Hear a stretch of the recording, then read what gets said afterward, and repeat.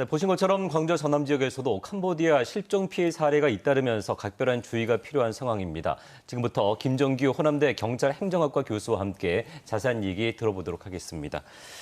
자, 먼저 피해자 대부분이 이제 청년층으로 알려져 있잖아요. 캄보디아로 가면은 큰 돈을 벌 수 있다는 이런 취업 제한 때문에 출국을 하는 경우가 많은데 범죄 조직이 피해자들을 끌어들이는 수법부터 좀 알아볼까요?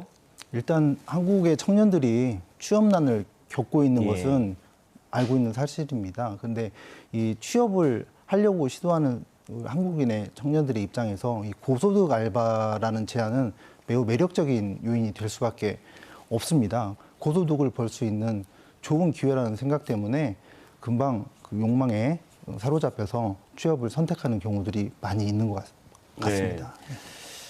캄보디아라는 나라가 우리나라보다 GDP가 많이 떨어지는 나라인데 그곳에서 어떻게 고소득을 올릴 수 있는지 참 이런 것부터 의심을 해야 되지 않을까 싶은데 안타까운 사례입니다.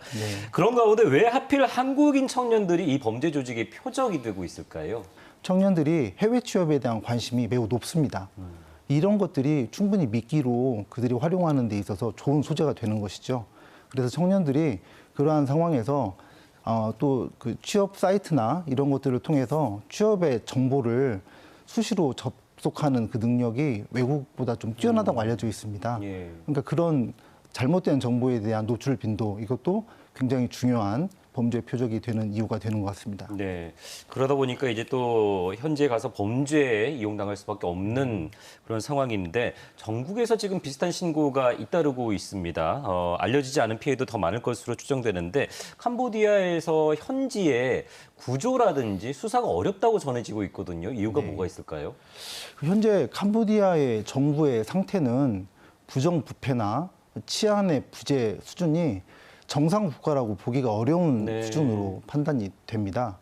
아무리 심각한 범죄 상황이 발생한다 치더라도 캄보디아 국가 내에서는 그에 대한 수사나 조사 이런 것들에 대해서 방치하고 있는 실정입니다.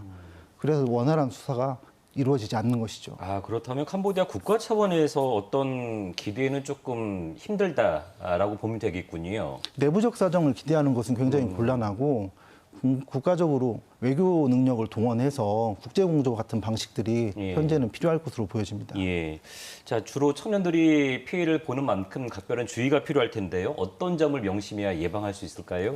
이런 사안이 발생된 게 결코 어제 오늘 일은 아니거든요. 그러니까 이미 많은 경고들이 있었음에도 불구하고 같은 상황이 발생되는 것은 근본적인 문제를 따져볼 필요가 있겠습니다.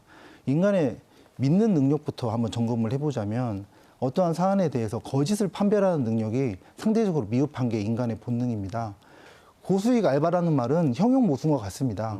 둥근 삼각형이 없는 것처럼 고수익 알바 자체는 존재하지 않는 겁니다. 그러한 문제들에 대해서 스스로 다시 한번 점검하는 노력들이 사회 전반적으로 넓어졌으면 좋겠습니다. 네, 낯선 땅에서 더 이상 우리 청년들이 범죄의 표적이 되지 않도록 적극적인 대응과 주의가 필요하지 않을까 싶습니다. 오늘 말씀 여기까지 듣겠습니다. 고맙습니다. 네, 감사합니다.